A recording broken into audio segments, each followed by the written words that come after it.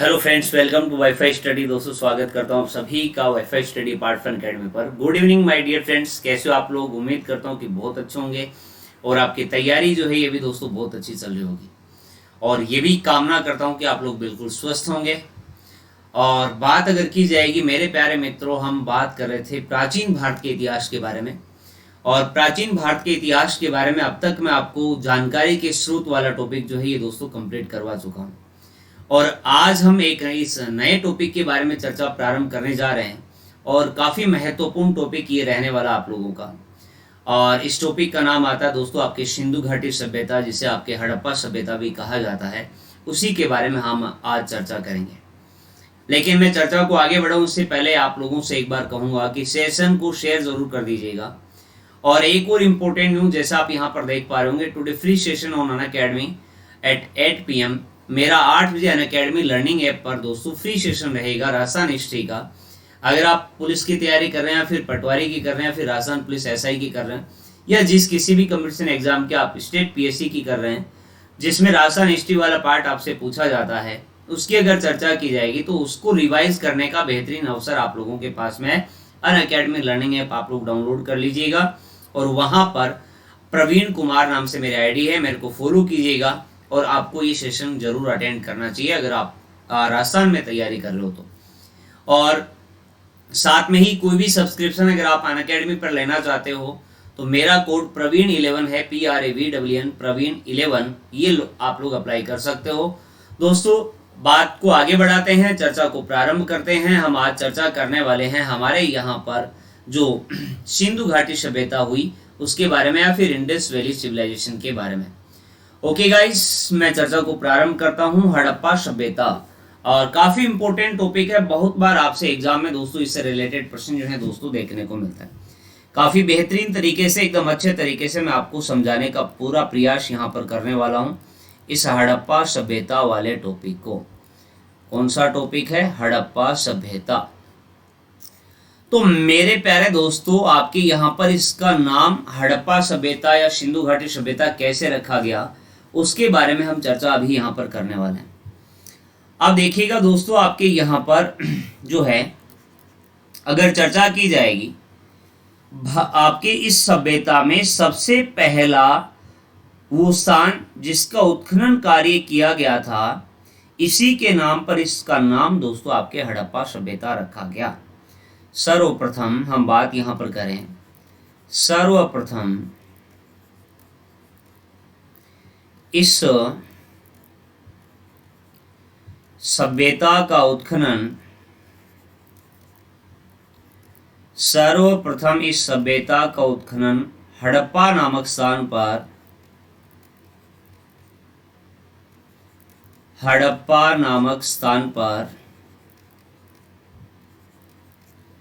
1921 ईस्वी में हुआ।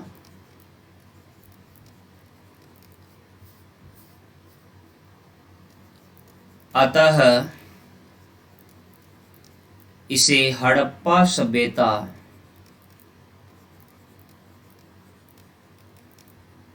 कहा गया। कौन सी सभ्यता को कहा गया? हड़प्पा सभ्यता, या फिर इसी का दूसरा नाम मैंने आपको बताया कि इसी को दोस्तों आपके सिंधु घाटी सभ्यता भी कहा जाता है। क्या कहते हैं? सिंधु घाटी सभ्यता, या फिर दोस्तों आपके इंडस वैली सिविलाइजेशन। अब देखिए मेरे प्यारे मित्रों, मैंने आपको ये बताया कि सभ्यता के बहुत से केंद्र जो थे ये सिंधु घाटी क्षेत्र में ही आते हैं, इसीलिए इसका नाम दोस्तों, इसे सिंधु घाटी सभ्यता भी कहा जाता है। इस सभ्यता के, कौन सी सभ्यता के? हड़प्पा सभ्यता के। इस सभ्यता के अनेक केंद्र सिंधु व, या फिर मैं यूं लिख सकता हूं, सिंधु घाटी क्षेत्र में होने के कारण इसे सिंधु घाटी सभ्यता कहा गया। तो ये तो हमने प्रारंभ की है बात, हमने ये कहा कि इसका नामकरण जो है ये किस प्रकार हुआ। इसके संदर्भ में हमने अभी दो बातों के ऊपर चर्चा की। मैंने आपको ये बताया कि इसका फर्स्ट साइट जो था वह पहला केंद्र जो इसका उत्खनन या एक्सकेवेशन का कार्य जो किया गया वो आपके हड़प्पा था, इसीलिए इसका नाम हड़प्पा सभ्यता रखा गया। अब देखिएगा सर्वप्रथम जानकारी की अगर बात करेंगे दोस्तों, इसके बारे में सर्वप्रथम जानकारी जो है ये दोस्तों किसके द्वारा प्रदान की गई थी उसकी भी थोड़ी बहुत जानकारी अपने को यहाँ पर होनी चाहिए। तो सर्वप्रथम जानकारी जो है ये दोस्तों यहाँ पर दी किसके द्वारा, 1826 की बात आती है। 1826 ईस्वी की बात अगर हम करेंगे मेरे प्यारे दोस्तों, तो ये चार्ल्स मेसन के द्वारा इसके बारे में बताया गया था। अर्थात यहाँ पर कोई सभ्यता हो सकती है ऐसा बताने वाले सर्वप्रथम व्यक्ति जो है ये मेरे प्यारे मित्रों आपके यहाँ पर चार्ल्स मेसन। बात कब की है, 1826 ईस्वी की बात मैंने आपको बताई। दूसरी इंपॉर्टेंट बात अगर हम यहाँ पर करें मेरे प्यारे दोस्तों, बात आती है 1856 ईस्वी की। कब की बात है, 1856 ईस्वी, 1856। और आपके यहाँ पर लाहौर से दोस्तों आपके कराची जो है ये रेलवे लाइन बिछाने का कार्य किया जा रहा था। 1856 ईस्वी की बात हो रही, इसका मतलब ब्रिटिश ईस्ट इंडिया कंपनी का शासन यहाँ पर था। लाहौर से कराची रेलवे लाइन बिछाने का कार्य दोस्तों यहाँ पर किया जा रहा था। और रेलवे लाइन बिछाने का जो कार्य हो रहा था इसमें दोस्तों आपके जो प्रयुक्त ईंटों का प्रयोग जो किया जा रहा था उसकी बात अगर की जाएगी तो इस रेलवे लाइन के लिए जो आपके यहाँ पर दोस्तों हड़प्पा के टीलों से जो ईंटें प्राप्त हुई उनका प्रयोग किया जा रहा था। हड़प्पा के टीलों से प्राप्त ईंटों का प्रयोग जो है ये दोस्तों यहाँ पर किया जा रहा था। तो ऐसा अनुमान लगाया गया कि ईंटें आ कहाँ से रही हैं, हो सकता है यहाँ पर कोई प्राचीन सभ्यता अवश्य ही छुपी हुई हो। तो इसके बारे में हमने चर्चा की। सर्वप्रथम जानकारी जो, या फिर हम यूं कह सकते हैं कि हड़प्पा के टीलों की तरफ जो है ध्यान आकर्षित करने का कार्य जो है सर्वप्रथम किसने दिया, चार्ल्स मेसन की बात हम यहाँ पर कर रहे हैं। 1826 की बात मैंने आपको बताई। फिर हमने 1856 ईस्वी की बात की, मैंने आपको ये बताया कि लाहौर से दोस्तों आपके कराची रेलवे लाइन बिछाने का कार्य किया जा रहा था। और इस रेलवे लाइन को बिछाने के लिए दोस्तों आपके हड़प्पा के टीलों से प्राप्त ईंटों का प्रयोग जो है ये दोस्तों आपके यहाँ पर किया जा रहा था। अब देखिएगा, अब इसके उत्खनन कार्य की बात हम यहाँ पर करने वाले हैं कि सर्वप्रथम उत्खनन कार्य किसके द्वारा किया गया, किसके निर्देशन में किया गया, उसकी चर्चा हम यहाँ पर करने वाले हैं। तो यहाँ तक बिल्कुल सीधी सी सिंपल सी बात मैंने आपको बताई। एक बात मैं फिर से रिपीट करना चाहूंगा, अनअकैडमी लर्निंग ऐप अगर आपके पास में नहीं है तो अवश्य डाउनलोड कर लीजिएगा इसको। फ्री सेशन बिल्कुल रहने वाला है मेरा। आज आरपीएससी कैटेगरी में आपको ये मेरा कोर्स मिल जाएगा, बिल्कुल फ्री सेशन रहेगा आरपीएससी कैटेगरी में। आज शाम 8 बजे हम राजस्थान की हिस्ट्री के बारे में पढ़ेंगे और राजस्थान हिस्ट्री में मेरा पहला टॉपिक महत्वपूर्ण राजवंश में आएगा, जालोर का इतिहास अर्थात जालोर के चौहान वंश। दूसरी इंपॉर्टेंट बात, अगर आप अनअकैडमी पर सब्सक्रिप्शन लेना चाहते हैं तो मेरा रेफरल कोड प्रवीण11 है, इसको आप लोग अप्लाई कर सकते हो। और टेट कैटेगरी में रिट का कोर्स आपको मिल जाएगा मेरा, और आरपीएससी कैटेगरी में आपके पुलिस और पटवारी के लिए मेरा कोर्स अवेलेबल है, आप लोग कोर्स ज्वाइन कर सकते हो। अब आगे बढ़ते हैं, बात करते हैं मेरे प्यारे मित्रों इसी हड़प्पा सभ्यता को लेकर, या फिर इसी हड़प्पा सभ्यता को ही मैंने आपको बताया सिंधु घाटी सभ्यता भी कहा जाता है, उसके बारे में हम चर्चा को आगे बढ़ाते हैं। तो मेरे प्यारे मित्रों बात आती है 1921 1921 ईस्वी की बात अगर की जाएगी। 1921 ईस्वी में हम बात अगर करेंगे आपके भारतीय पुरातत्व सर्वेक्षण विभाग के बारे में, तो भारतीय पुरातत्व सर्वेक्षण विभाग, भारतीय पुरातत्व सर्वेक्षण विभाग के महानिदेशक की बात अगर की जाएगी, महानिदेशक सर जॉन मार्शल की बात आती है। महानिदेशक सर जॉन मार्शल के नेतृत्व में, सर जॉन मार्शल के नेतृत्व में दयाराम साहनी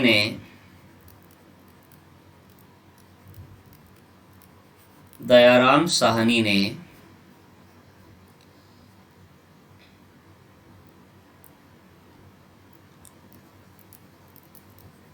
हड़प्पा, जो हड़प्पा है ये कहाँ पर पड़ता है? पाकिस्तान की अगर बात की जाए, वर्तमान पाकिस्तान में कौन से ज़िले में पड़ता है? मोंटगोमरी ज़िले की अगर बात करेंगे, मोंटगोमरी डिस्ट्रिक्ट आता है वर्तमान पाकिस्तान में।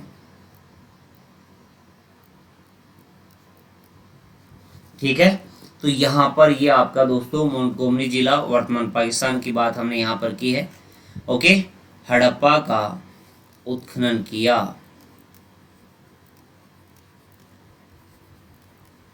किसके निर्देशन में किया गया? सर जॉन मार्शल के निर्देशन में किया गया। सर जॉन मार्शल कौन थे? मैंने आपको बताया, भारतीय पुरातत्व सर्वेक्षण विभाग जो आता है उसके तत्कालीन आपके महानिदेशक की बात अगर पूछी जाए आपसे, तब आप कहेंगे सर जॉन मार्शल इसके निदेशक उस समय थे जिस समय हड़प्पा का उत्खनन कार्य जो है, या फिर हम यूं कह दें कि अन्वेषण का कार्य जो है ये दोस्तों अब तब किया गया था।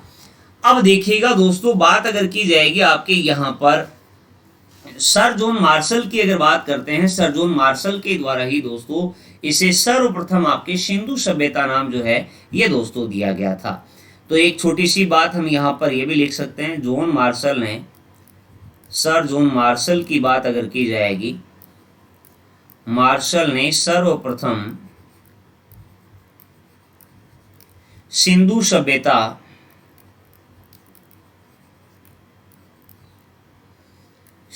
सभ्यता नाम दिया था। किसके द्वारा दिया गया? ये सर जॉन मार्शल के द्वारा दिया गया था। अब देखिए मेरे प्यारे दोस्तों, अगर हम चर्चा करते हैं इसके काल निर्धारण को लेकर के कि हड़प्पा सभ्यता का समय क्या था, इस मत को लेकर विद्वानों में अलग अलग राय अपने को देखने को मिलती है। अनेक सारे विद्वानों के द्वारा इसका अलग अलग समय जो है दोस्तों बताया जाता है, लेकिन जो सर्वमान्य समय इसका आता है उसकी बात अगर की जाएगी तो मेरे प्यारे दोस्तों आपके रेडियो कार्बन 14 अर्थात कार्बन डेटिंग 14 पद्धति के अनुसार और आपके डीपी अग्रवाल के द्वारा दोस्तों इसका समय जो है ये 2300 ईसा पूर्व से लेकर 1700 ईसा पूर्व जो है ये दोस्तों समय बताया गया।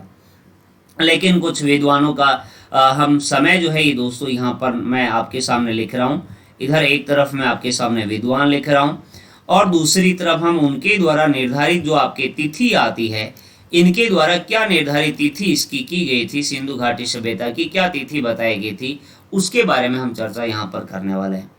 तो मेरे प्यारे मित्रों, बात अगर की जाएगी, जैसे सर्वप्रथम सर जॉन मार्शल की ही बात हम कर लेते हैं। सर जॉन मार्शल के द्वारा इसका समय जो है ये क्या बताया गया था, ये मैं आपको सर्वप्रथम बताने वाला हूँ। तो सर जॉन मार्शल के द्वारा मेरे प्यारे मित्रों इसका समय जो है ये बताया गया 3250 ईसा पूर्व से दोस्तों आपके 2750 ईसा पूर्व, 3250 ईसा पूर्व से 2750 ईसा पूर्व सर जॉन मार्शल के द्वारा। इसी प्रकार दोस्तों अगर हम चर्चा करते हैं आपके यहाँ पर सीजे गैड के अनुसार अगर चर्चा की जाएगी, सीजे गैड के अनुसार अगर बात करेंगे तो सीजे गैड के अनुसार दोस्तों इसका समय जो है ये निर्धारित किया गया आपके 2350 से 1750 ईसा पूर्व, 2350 ईसा पूर्व से बिफोर क्रिस्ट की बात हो रही है, 2350 ईसा पूर्व से 1750 ईसा पूर्व। और आगे अगर बात की जाएगी तो मेरे प्यारे मित्रों, बात अगर हम करते हैं आपके डीपी अग्रवाल की बात अगर की जाए, डीपी अग्रवाल व साथ में रोमिला थापर की बात अगर हम करते हैं तो इनके अनुसार दोस्तों इसका समय जो है ये सिंधु घाटी सभ्यता का समय जो है ये दोस्तों बताया गया है 2300 ईसा पूर्व से 1750 ईसा पूर्व। और आपको पता होगा इसका सर्वाधिक मान्य मत जो आता है वो कौन सा आता है, वो दोस्तों यही आता है 2300 ईसा पूर्व से 1750 ईसा पूर्व। डीपी अग्रवाल और रोमिला थापर की चर्चा हमने यहाँ पर की है, तो इस बात को आप लोग अवश्य ध्यान में रखिएगा। इसी प्रकार दोस्तों झा और श्रीमाली की बात अगर हम करेंगे दोस्तों, आपके झा व श्रीमाली के अनुसार इसका समय जो आता है इंडस वैली सिविलाइजेशन का 1 मिनट में इसको थोड़ा सा सेट कर देता हूँ। 1 सेकेंड का वक्त इसमें लगेगा ताकि आपको इधर लिखने में देखने में किसी भी प्रकार की कोई दिक्कत नहीं होगा। इस 1 मिनट का इंतज़ार कीजिएगा बस। मैं नेटवर्क जो है इसका थोड़ा सा सेट कर देता हूँ।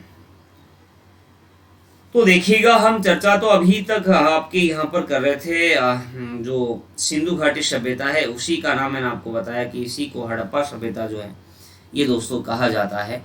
ठीक है, आगे देखते हैं, फिर चर्चा करते हैं। यहाँ पर चलेगा, बिल्कुल क्लियर है, अब किसी भी प्रकार का कोई इश्यू हमारे यहाँ पर नहीं आएगा। ओके गाइस, तो देखिएगा मेरे प्यारे मित्रों, बात मैंने आपको बताई, आपके अलग अलग विद्वान जो हैं ये इसका अलग अलग समय निर्धारित करते हैं, लेकिन इसके सर्वाधिक मान्य मत की बात अगर की जाएगी, इसके सर्वाधिक मान्य मत मैंने आपको बताया कि कार्बन 14 डेटिंग पद्धति के अनुसार अगर हम देखते हैं तो इसका समय जो है ये क्या आता है। तो ये मैंने आपको बताया अभी दोस्तों कि आपके 2300 से 1750 ईसा पूर्व जो है ये दोस्तों इसका समय माना जाता है। ठीक है, सर्वाधिक मान्य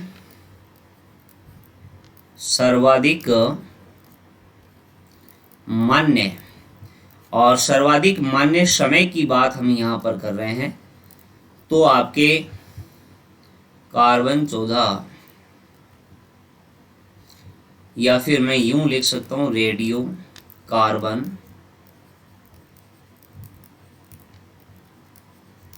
14 के अनुसार बात अगर की जाएगी तो ये मेरे प्यारे मित्रों क्या आता है, ये आता है आपके 2300 ईसा पूर्व से 1750 ईसा पूर्व।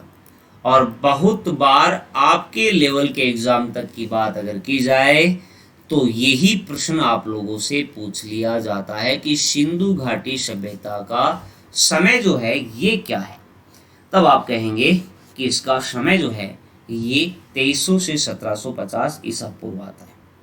तो यहाँ तक बिल्कुल आप लोगों को क्लियर हो गया होगा, किसी भी प्रकार की कोई दिक्कत आप लोगों को देखने को नहीं मिली होगी। बहुत बेसिक बातें जो हैं ये दोस्तों मैंने आपको इस सभ्यता के बारे में बताई हैं। आगे चर्चा करते हैं मेरे प्यारे मित्रों, इससे रिलेटेड और इम्पोर्टेंट महत्वपूर्ण बातें जो आती हैं उनके बारे में भी मैं आपको यहाँ पर बात बताने वाला हूँ। अब देखिएगा दोस्तों, बात अगर की जाएगी सिंधु घाटी सभ्यता का जो कुल क्षेत्रफल आता है, हालांकि इसका डाटा तो आपसे नहीं पूछा जाता, लेकिन फिर भी आप लोगों को इसके बारे में थोड़ी बहुत जानकारी जो है ये मेरे प्यारे मित्रों आपको होनी चाहिए। ये आपका 13 लाख वर्ग किलोमीटर में फैला हुआ है। जो सिंधु घाटी सभ्यता का जो मैंने आपको बताया एरिया अगर आपसे पूछे तो बात अगर की जाएगी 13 लाख वर्ग किलोमीटर में सिंधु घाटी सभ्यता जो है ये दोस्तों फैली हुई है। अब देखिएगा इसके सर्वाधिक उत्तर की बात अगर की जाएगी, सर्वाधिक उत्तरी छोर कौन सा आता है, सर्वाधिक दक्षिणी छोर कौन सा आता है, सर्वाधिक पश्चिमी और सर्वाधिक पूर्वी स्थल कौन कौन से आते हैं, उसके बारे में भी मैं आपको यहाँ पर बताने वाला हूँ। लेकिन यहाँ तक आपको इसका कॉन्सेप्ट जो है ये दोस्तों बिल्कुल क्लियर हो गया होगा। मैंने आपको ये बात बताई 2300 से 1750 ईसा पूर्व इसका सर्वाधिक मान्य मत मैंने आपको बताया है। इसका नाम सिंधु घाटी कैसे पड़ा तथा इसको हड़प्पा सभ्यता क्यों कहा गया, इसके बारे में सर्वप्रथम जानकारी जो है ये हमें किसके द्वारा प्रदान की गई थी, ये सारी बातें जो हैं हमने अभी चर्चा की है। आगे बढ़ते हैं, बात करते हैं इसके सर्वाधिक उत्तर दक्षिण पूर्व पश्चिम में फैले हुए स्थलों के बारे में, अर्थात इस सभ्यता के विस्तार के बारे में चर्चा थोड़ी सी कर लेते हैं। तो ये देखिएगा मैं आपके यहाँ पर 4 छोर इसके बना देता हूँ इस प्रकार से, ताकि आपको आइडिया रहे। ये पतंग मैंने आपके सामने एक बना दिया है, ठीक है। काइट जानते होंगे बिल्कुल आप, राजस्थान का रफली अगर बात करेंगे राजस्थान का आकार भी पतंग आकार बताया जाता है। लेकिन अभी हम सर्वाधिक उत्तर की बात कर रहे हैं, नॉर्थ साउथ ईस्ट और वेस्ट में आपके इंडस वैली सभ्यता के विस्तार की बात कर रहे हैं, या फिर मैं यूं कहूं कि हड़प्पा सभ्यता का भारतीय सीमा में सर्वाधिक विस्तार जो आता है उसके बारे में हम चर्चा अभी यहाँ पर करने वाले हैं। तो मेरे प्यारे दोस्तों, इसका सर्वाधिक उत्तर में स्थित स्थान जो आता है ये आता है मांडा। कौन सा है? मांडा। और ये मांडा जो है ये दोस्तों कहाँ पड़ता है? जम्मू एंड कश्मीर की बात अगर की जाएगी, जम्मू कश्मीर में इसका सर्वाधिक उत्तर में स्थित स्थल आता है। जबकि सर्वाधिक दक्षिणी की बात अगर की जाएगी, दक्षिण में दोस्तों इसका जो स्थान आता है उसकी बात अगर की जाए तो इसका सर्वाधिक दक्षिण में स्थान आता है दोस्तों देमाबाद, और ये आपके कहाँ पर पड़ता है, महाराष्ट्र की अगर बात की जाएगी, महाराष्ट्र में दोस्तों देमाबाद जो है ये इसका सर्वाधिक दक्षिण में स्थल आता है। जबकि सर्वाधिक पूर्व की बात अगर हम करते हैं, सर्वाधिक पूर्व की अगर चर्चा की जाएगी तो मेरे प्यारे दोस्तों सर्वाधिक पूर्व में आता है आपके यहाँ पर आलमगीरपुर। क्या नाम है, आलमगीरपुर। और आलमगीरपुर जो है ये मेरे प्यारे मित्रों आपको मिलेगा कहाँ पर, अगर हम चर्चा करते हैं यूपी में आता है ये आलमगीरपुर। और सर्वाधिक पश्चिम की बात अगर की जाएगी तो सर्वाधिक पश्चिम में दोस्तों आपके सुत कांगेडोर जो है ये इसका स्थल आता है। कौन सा है, सुत कांगेडोर, ये सर्वाधिक पश्चिम में स्थल आता है। और सुत कांगेडोर जो है ये मेरे प्यारे मित्रों वर्तमान में बलूचिस्तान की बात अगर हम करते हैं, जो बलूचिस्तान आपका पाकिस्तान में आता है, ठीक है, बलूचिस्तान की बात हम यहाँ पर कर रहे हैं। ओके, तो ये आप लोगों को अवश्य ध्यान में रखने हैं। सर्वाधिक उत्तर में मांडा, सर्वाधिक दक्षिण में मैंने आपको बताया दैमाबाद, दैमाबाद इसी को दायमाबाद भी कहा जाता है, दायमाबाद भी अगर आपके सामने नाम आए तो बिल्कुल यही इसी दैमाबाद की बात हो रही है, महाराष्ट्र में है। सर्वाधिक पूर्व की बात हमने की दोस्तों, मैंने आपको बताया आलमगीरपुर यूपी में आता है। और सर्वाधिक पश्चिम में सुत कांगेडोर बलूचिस्तान पाकिस्तान मैंने आपको बताया, तो इनको आप लोग अवश्य ध्यान में रखिएगा। अब देखिएगा एक बार फिर से मैं जो आपको अब तक मैंने आपको बताया इसके बारे में, सिंधु घाटी सभ्यता के बारे में, फिर से मैं रिवाइज इसको कर देता हूँ। बात अगर की जाएगी, मैंने सबसे पहले आपको यहाँ पर ये बताया कि सभ्यता का उत्खनन जो है ये हड़प्पा नामक स्थान पर 1921 में हुआ, इसीलिए इसको हड़प्पा सभ्यता कहा गया।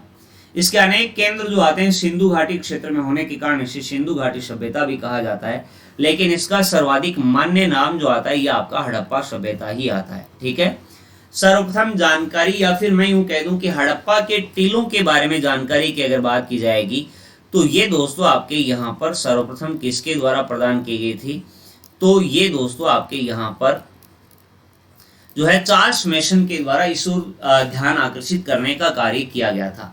फिर मैंने आपको बताया 1856 ईस्वी में लाहौर से कराची की रेलवे लाइन बिछाने का कार्य जो था ये दोस्तों किया जा रहा था, और इस दौरान जिन ईंटों का प्रयोग किया जा रहा था वो ईंटें जो है दोस्तों हड़प्पा के टीलों से ही प्राप्त की जा रही थी।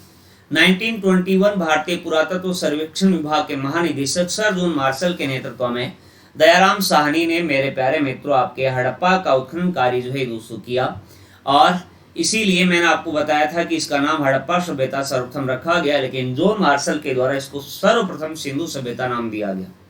इसके समय की चर्चा में कि जॉन मार्शल के अनुसार 3250 से लेकर के 2750 ईसा पूर्व, सीजे गेट के अनुसार 2350 से 1750 ईसा पूर्व, और डीपी अग्रवाल और रोमिला थापर की बात अगर की जाएगी तो मेरे प्यारे मित्रों 2300 ईसा पूर्व से 1750 ईसा पूर्व।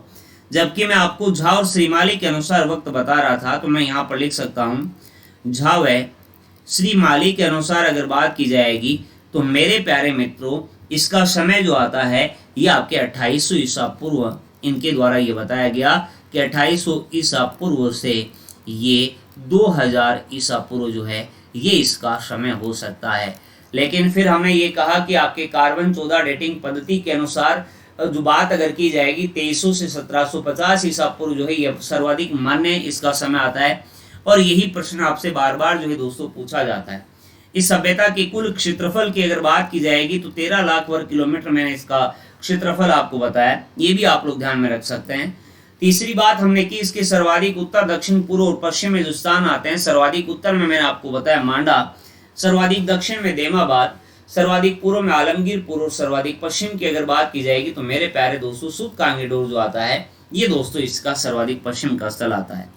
इसके एक दो इंपोर्टेंट छोटी छोटी बातें और मैं आपको बताने वाला हूँ। यहाँ पर अगर चर्चा की जाएगी दोस्तों तो यह सभ्यता जो आती है हड़प्पा सभ्यता या फिर सिंधु घाटी सभ्यता, यह एक मात्र सत्तात्मक सभ्यता थी। तो यहाँ पर हम लिख सकते हैं यह एक मात्र सत्तात्मक सभ्यता थी, मैट्रियार्क सोसाइटी यहाँ पर थी, तथा यह आद्य ऐतिहासिक